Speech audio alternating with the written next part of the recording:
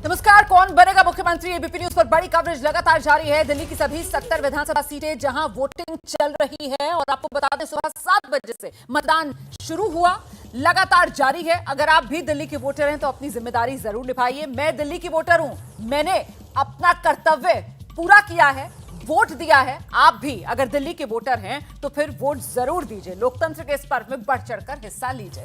देखिए, इस वक्त की एक बड़ी खबर मैं आपको बताने जा रही हूं कि ये जो पोलिंग का सिलसिला लगातार जारी है, इस बीच बड़ी खबर दिल्ली की सीलमपुर विधानसभा सीट से आ रही है। सीलमपुर सीट पर जबरदस्त बवाल हो गया है। बीजेपी ने आम आदमी पार्टी पर बड़ा आरोप लगा दिया। बीजेपी कह रही है कि बाहर से बुर्के में महिलाओं को लाकर यहां सीलमपुर सीट पर फर्जी वोटिंग करवाई जा रही है। इतना ही नहीं, कुछ स्थानीय महिलाएं ये दावा कर रही हैं कि वो जब वोट डालने गई तो उनके नाम पर तो वोटिंग पहले ही हो चुकी है, जिसके बाद अब जमकर नारेबाजी दोनों तरफ से की जा रही है। वहीं सूचना पाकर भारी पुलिस फोर्स मौके पर पहुंच चुकी है। लोगों को शांत करने में पुलिस की टीम जुटी हुई है। ये कुछ देर पहले की तस्वीरें हैं जब मामला बहुत गरमा गया था, बिल्कुल आर पार की स्थिति बन गई। बीच में भी झड़प हो रही है और ऐसे में आरोप जो हैं वो बीजेपी के जो उम्मीदवार हैं सीलमपुर सीट से, अनिल गौड़, उनकी तरफ से लगाए गए। उन्होंने कहा कि दिल्ली भी नहीं बल्कि उत्तर प्रदेश गाजियाबाद लोनी से यहां पर बाहर के लोगों को लाया जा रहा है, फर्जी वोटिंग करवाई जा रही है, बुर्के में लोगों को लाकर फर्जी वोटिंग करवाई जा रही है। बीजेपी उम्मीदवार की तरफ से आरोप लगाए गए, जिसके बाद मामला सियासी तौर पर गर्मा गया और बिल्कुल दोनों पक्ष आमने सामने आ गए। आर पार की लड़ाई यहां सीलमपुर में देखने के लिए मिल रही है और इसी को लेकर ये गर्मा गर्मी फर्जी वोटर के मुद्दे पर, वो भी बुर्के में आकर फर्जी वोट किया जा रहा है। यही मुद्दा सियासी तौर पर गरमाया हुआ सीलमपुर सीट पर। अभी स्थिति क्या है? बड़ी संख्या में पुलिस फोर्स वहां पर तैनात की गई थी। जानते हैं जरा, हमारे सहयोगी शिवांक हमारे साथ मौजूद हैं, उन्हीं से अपडेट लेते हैं। शिवांक, अभी का अपडेट क्या है? जी बिल्कुल रोमाना, देखिए इस वक्त स्थिति यहाँ पर काफ़ी शांत है। यहाँ पर तस्वीरों में भी आप देख सकते हैं कि किस तरह से यहाँ पर मौके पर पुलिस फोर्स यहाँ पर तैनात है और उसके अलावा जो यहाँ पर मतदान का कार्य है वो अब शांति से लगातार चल रहा है। और इससे कुछ देर पहले हम लोगों ने लगातार देखा था तस्वीरों में, इससे पहले कि किस तरह से सीलमपुर में जिस तरह से हंगामा हुआ था और उसके बाद भारतीय जनता पार्टी के जो प्रत्याशी थे उनकी तरफ से जो हंगामा किया गया था, उसके बाद ये अब आप देख लीजिए कि किस तरह से जब यहाँ पर पोलिंग बूथ के ऊपर जब हंगामा हो रहा था तब यहाँ पर भारतीय जनता पार्टी के जो कार्यकर्ता थे उनको पोलिंग बूथ तक आने दिया जा रहा था। लेकिन अब चूंकि हम लोग यहाँ पर पोलिंग बूथ के ऊपर मौजूद है तो यहाँ पे 100 मीटर का दायरा बताया जा रहा है हम लोगों को और उसके बाद हटाया जा रहा है यहाँ से। तो ये आप देख सकते हैं तस्वीरों में कि किस तरह से यहाँ पर इंतजाम है। और उसके अलावा जो वोटिंग की अगर बात करें तो शांति से यहाँ पर लोग वोट डाल रहे हैं और उसके अलावा किसी भी तरह की अभी यहाँ पर किसी भी तरह की लड़ाई झगड़ा या फिर झगड़े का यहाँ पर कुछ भी यहाँ पर दृश्य नहीं है। शिवांक, अभी कुछ देर पहले तो यही वो पोलिंग बूथ है ना जहां पर जबरदस्त तरीके से गर्मा गर्मी की स्थिति बनी हुई थी। मेरा सवाल ये कि आखिरकार ये मामला शांत कैसे हुआ है? क्योंकि आरोप तो बड़े गंभीर थे जो बीजेपी के उम्मीदवार की तरफ से लगाए जा रहे थे। वो तो कह रहे थे कि पड़ोसी राज्य उत्तर प्रदेश के लोनी से लाकर बुर्के में लाकर यहाँ पर फर्जी वोटिंग करवाई जा रही है और मामला तो हाथापाई तक यहाँ पर पहुंचता हुआ नजर आ रहा था। अचानक से पूरी तरीके से स्थिति नियंत्रण में कैसे आई, इसका श्रेय किसको?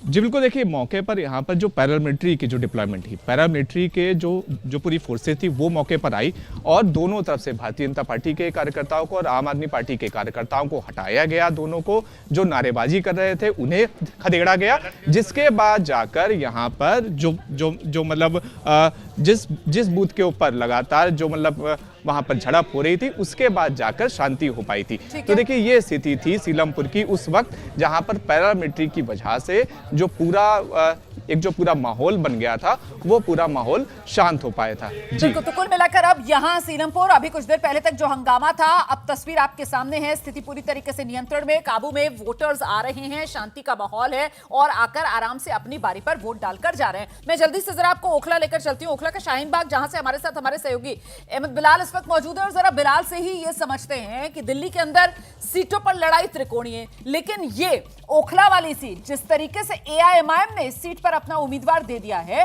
तो फिर यहां ओखला की चुनावी लड़ाई, सियासी मिजाज क्या नजर आ रहा है बिलाल?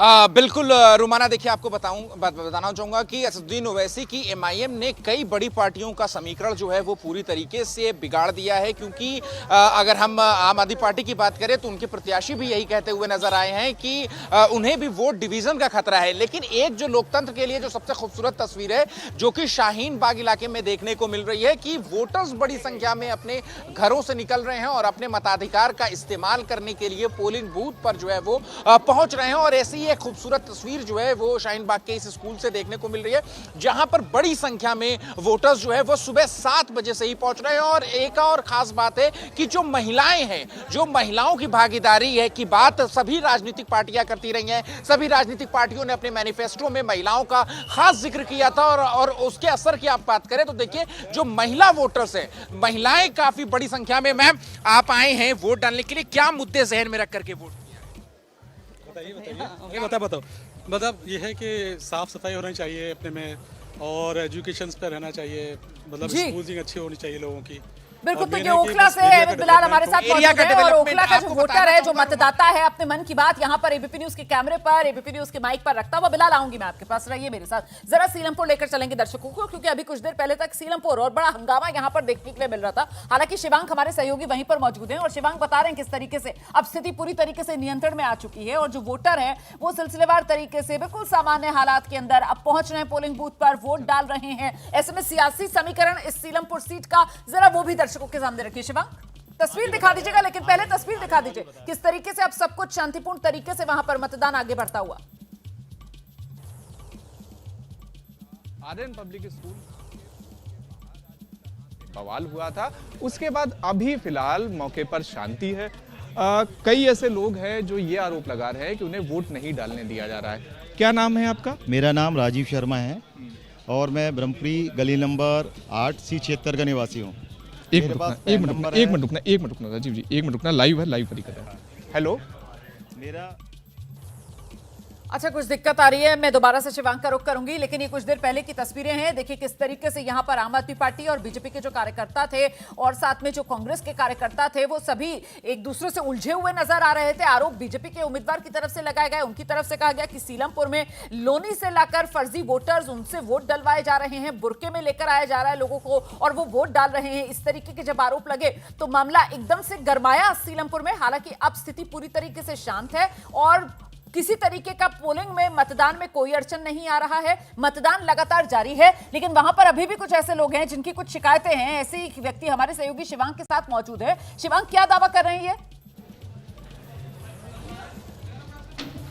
जी बिल्कुल, नाम क्या है आपका, क्या शिकायत बताइए? हाँ, मेरा नाम राजीव शर्मा है और मैं यहाँ जब वोट डालने आया तो जो मेरे पास इलेक्शन कमीशन का दिए हुए सारे पहले के पहचान पत्र भी हैं, आधार कार्ड है, पैन कार्ड है, मैं आपको दिखाना चाहूँगा।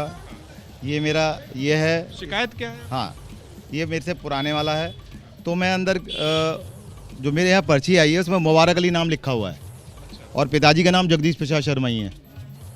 एपिक नंबर मेरा ही है, एड्रेस मेरा ही है और मेरी मदर की, मेरे फादर की, सबकी वोटें हैं। मेरी वोट में से इन्होंने मेरा नाम हटा दिया है। तो मैं यहाँ की जो BLO हैं रेखा रानी जी से मिला और उनके साथ जितनी भी BLO बैठी हैं वो ये बोल रही है ये हमारा रोल नहीं है, इलेक्शन कमीशन से जाके बोलो, उन्होंने आपकी ये वोट काटा है। ये देखिए रुमाना, ये यहाँ पर स्थिति है कि जब ये व्यक्ति, राजीव नाम के ये व्यक्ति पहुँचते हैं यहाँ पे, तो इनके पास जो मतलब स्लिप आती है इनके यहाँ पर वोटर ID कार्ड के नंबर की, उसमें देखिए voter ID card number same है, वोटर ID कार्ड नंबर यहाँ पर है, पिता का नाम जगदीश शर्मा इसमें भी लिखा हुआ है, यहाँ पर भी लिखा हुआ है, लेकिन जो इनका नाम है वो इनका नाम राजीव कुमार से मुबारक अली दर्ज हो यहाँ पर हुआ था। जिस शिकायत को लेकर इनका ये कहना है कि ये वोट नहीं डाल पा रहे हैं क्योंकि इनका नाम वोटर सूची से हटा के राजीव है वो बदतमीजी कर रही है, कह रहा है जिस मर्जी से आप प्रधानमंत्री से करो, राष्ट्रपति से करो, किसी से भी करो। पहले आई होगी ना, पहले इन्होंने ये ठीक करवाने की कोशिश नहीं की। ये पर्ची इनको पहले मिल गई होगी, पहले इन्होंने ठीक कराने की कोशिश नहीं की। पूछिए जरा। ये जो पर्ची आई थी जब आपके पास, तो ये तो जिस वक्त इलेक्टोरल रूल आया होगा इलेक्टोरल रोल के अंदर नाम वगैरह सब कुछ आ गया, तो उस तरफ मतलब उस वक्त नहीं पता लगा था क्या हुआ था? देखो ऐसा है, हम लोग काम धंधे वाले लोग हैं, रात को आते हैं, पर्ची तो ये लोग घर में पकड़ा गई बंडल बना के नीचे, हम 3 बजे। उसके बाद शिकायत करी थी जब मतलब BLO आई थी पर्ची? तो मैं तो था ही नहीं ना, नीचे बच्चे होते हैं, नीचे भाई के बच्चे रहते हैं, बीच में बड़े भाई के रहते हैं, मैं सबसे ऊपर रहता हूँ। जब मैंने आके देखा कि मैंने गड़बड़ है, तो मैंने इनके जो टोल फ्री नंबर पे फ़ोन किया, तो उन्होंने मुझे बताया कि वहाँ पे जाके मिलो, हमारी वो बैठी होंगी BLO, और विमल कुमार जी का नंबर दिया।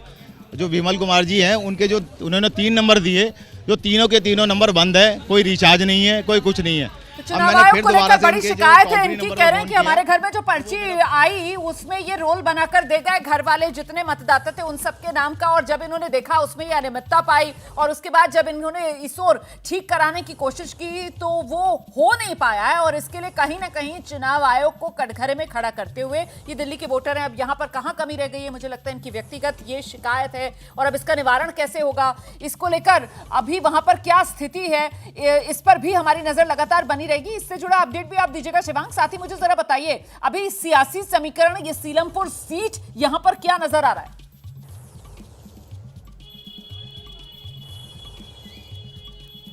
जी बिल्कुल रुमाना, देखिए मुस्लिम बाहुल्य सीट है यहाँ पे, और भारतीय जनता पार्टी ये उम्मीद कर रही है इस पूरी सीट के ऊपर कि यहाँ पर आम आदमी पार्टी और कांग्रेस के बीच में वोट बटें, जिससे भारतीय जनता पार्टी की नैया यहाँ पर पार कर जाए। तो सियासी समीकरण ये हैं, और यहाँ पर आम आदमी अगर हम लोग बात करें यहाँ के सीलमपुर सीट की, तो इस बार आम आदमी पार्टी ने